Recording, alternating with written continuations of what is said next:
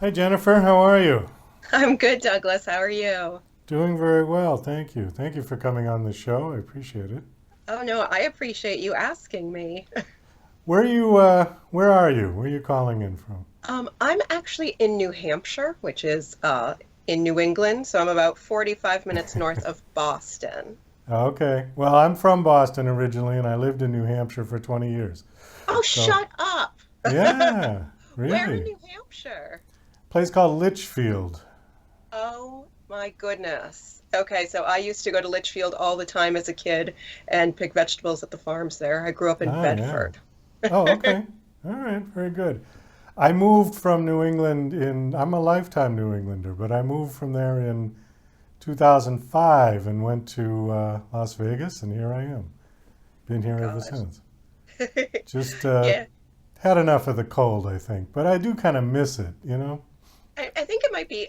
I have friends that live in Las Vegas and friends that live in California that used to be New Englanders, and they miss the seasons. They don't Yes. necessarily miss the cold parts of the seasons or the dark, gray, muddy seasons here. But Well, that's exactly it. New England definitely has four distinct seasons, and Las Vegas has two. right. In Las Vegas you've got, oh my God, it's too hot, and then the winter is just nice. It's not so hot, but there isn't a real distinction between the seasons here. But anyways, well, good. I'm glad you're from New Hampshire. I think that's super. I know I don't really usually meet too many other New Hampshire people when I'm doing podcasts or anything. Well, it's not that populated of a state, but it's certainly a beautiful place. And well, good for you. All right, so I was looking over your bio, and it looks like you've done all kinds of stuff. Got a kick out of magician's assistant and actress, and what's a gallerina? That's just fancy lingo for I worked in an art gallery. So I Oh, organized the exhibits and I hung the paintings and things like that. They call girls like in New York City who work at galleries gallerinas, and I definitely was not in New York City, but I thought saying gallerina was more fun than saying gallery assistant. yeah, but I just never heard of that term before. Is that a widely used term? Gallerina? It's a widely used term, I think, in the very small community of people who work in small art galleries. So it's a niche term, It's a niche and term. Okay. as a dancer too, I like the ballerina Well, right, and reference. then it also says you're a professional ballroom dancer. Yes, yes, actually, I have been a professional ballroom dancer for since 2010, and COVID has kind of slowed that down a little bit, but Yeah, I yeah. would imagine. Yeah, it's really hard to, dance with somebody 6 inches apart uh, without being able to like breathe or touch them or or talk to them really or So touch them. how did you get started doing that?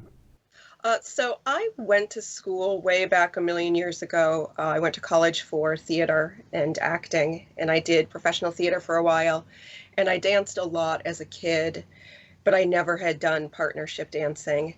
And in the around 2005, 2006, I was living in the Midwest. I was living in Columbus, Ohio, and there was a Fred Astaire dance studio a block from my house. And I would pass it every day, going to the post office, running my errands, going back and forth to Starbucks a million times.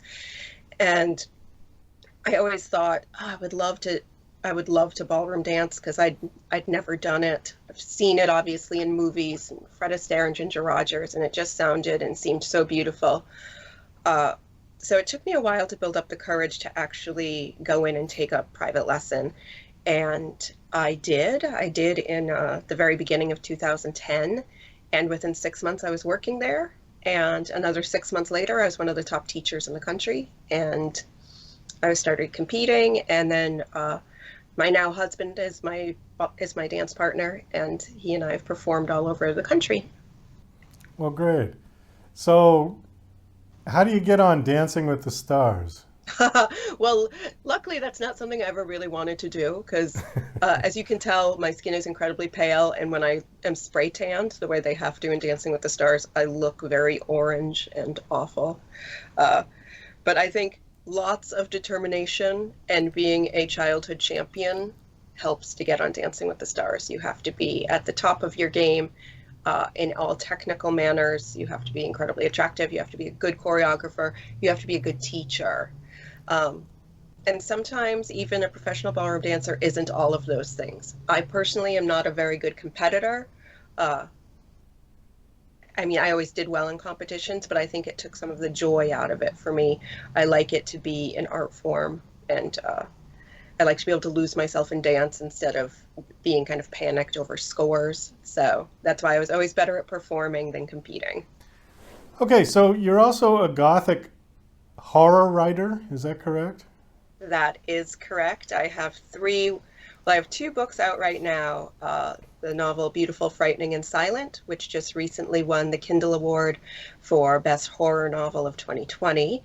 And I have a book out called From Daylight to Madness, which is a Victorian era Gothic horror novel. And the follow-up to that book, the sequel, comes out next week on November 19th. Oh, super. Tell us a little synopsis of that. Of the new book, or Yeah, the one you're promoting now.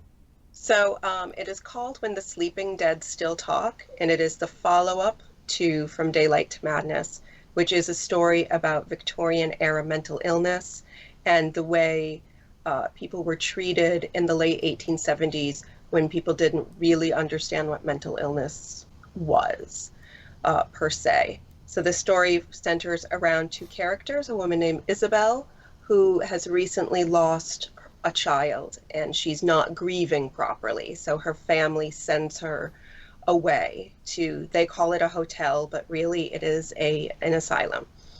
And when she is there, she meets another patient named Francis, and he is a priest who has lost his faith, or that's what people think in the first book. The second book, it is Francis's story, and uh, there's a lot going on with him, including dissociative identity disorder, possible schizophrenia, and it's his story. There's a little bit of Gothic romance thrown in there, lots of ghosts and hallucinations and general creepiness. You know, that's always something that's kind of fascinated me too, was about psychiatric hospitals. And the horror movies that had been done in those are always the scariest for me. Yes. They are really petrifying. And this is going to make me sound probably weird, but one of my hobbies, my husband and I's hobbies, is going to abandoned buildings and taking photographs. So a few years we actually did kind of a road trip, and we got to go to the Trans-Allegheny Lunatic Asylum in Oh, Virginia to photograph it. And just being in that building, like you can feel the history, you can feel the presence of true horror all around you. And when you read about how they treated people, it's just incredible. It's sad. It, it's true horror, I think, to me. well, and also this didn't particularly stop for like 100 years. I mean, in the 1800s, God only knows what they did, but even as early as or recently as the 1950s and 60s, they were still performing lobotomies on people and electric shock therapies and Yes.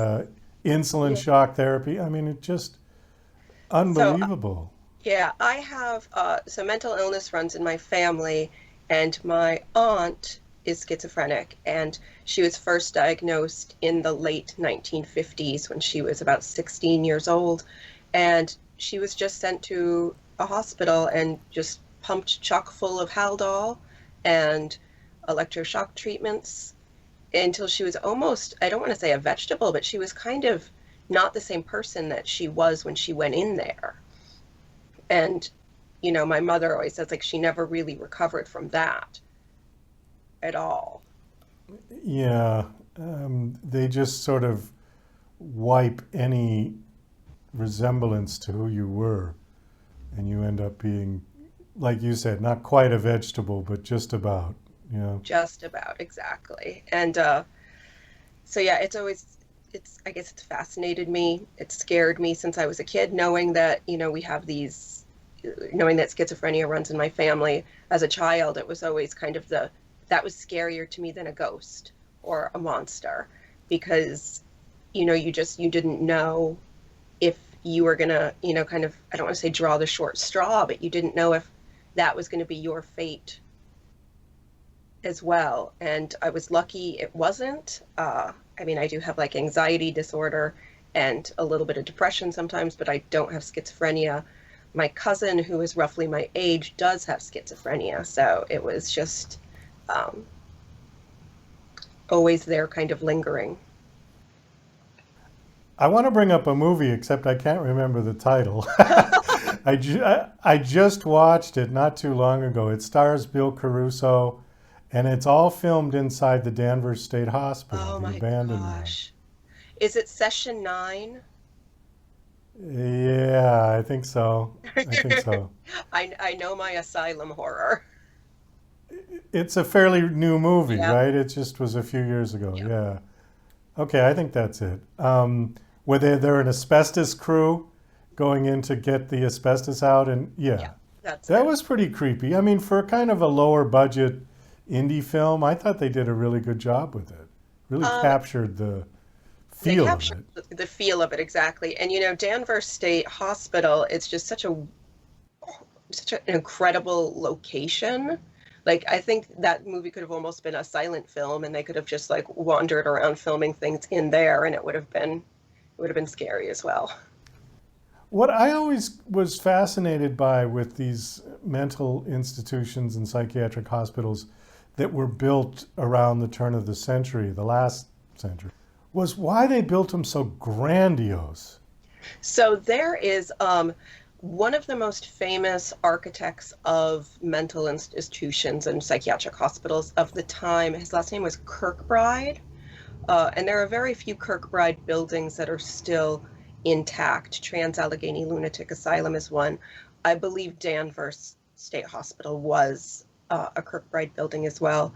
He had a whole theory of curing people, and a lot of it had to do with the architecture of the buildings. The the hallways had to be going in certain directions.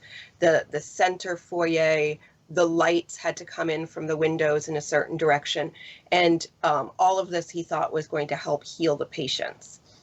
So in theory, the Kirkbride buildings were the state of the art hospitals at the time.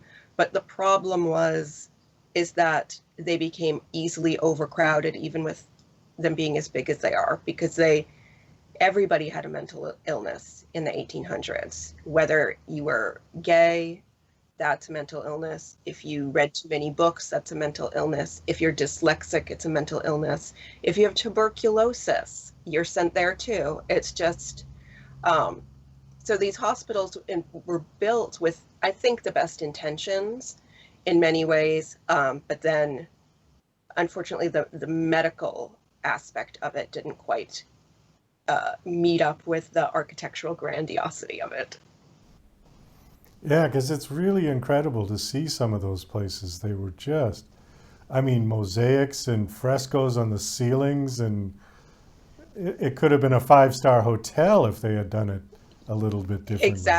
Exactly. Yeah, when we were at Trans-Allegheny, they brought us into the room where, like, all the windows, the light shines in a very specific part of the room at a certain part of the day, and it it was beautiful, but and that's what just made it even sadder, I think. Yeah, yeah. There's some kind of irony to all of that, isn't there? I know, because and you see these buildings now, most of them aren't still standing. Some of them they're renovating and turning them into hotels or offices or apartments, and Oh, I I bet don't, there's some I ghosts wouldn't in want to live there. there. I bet you're gonna have people seeing all kinds of strange things in the night. Yeah. I know. So good plot for a horror novel. Oh, absolutely. Jennifer, we do have to wrap this up. Unfortunately, our time is up. Do you have a website you want to give out? People come I check out your book. Yeah, I do. Everything is all on my website, which is jenniferannegordon.com, and that's ANNE, like Anne of Green Gables. There you can find out about my books. You can see some of my photography. I think some of my photos of Trans Allegheny Lunatic Asylum might be up there. So a little bit of everything. All of my social media is up there as well, too. I'm very active on Facebook and Instagram, All right, not super. so much Twitter. Thanks so much for coming on. This was, Thank you. I always love talking about psychiatric hospitals with people. I don't know, it's one of my fascinations. I think, well, you're from New England, and I think we just have a darker sensibility out here. I think so too, yeah. All right, take care. Best of luck. Thank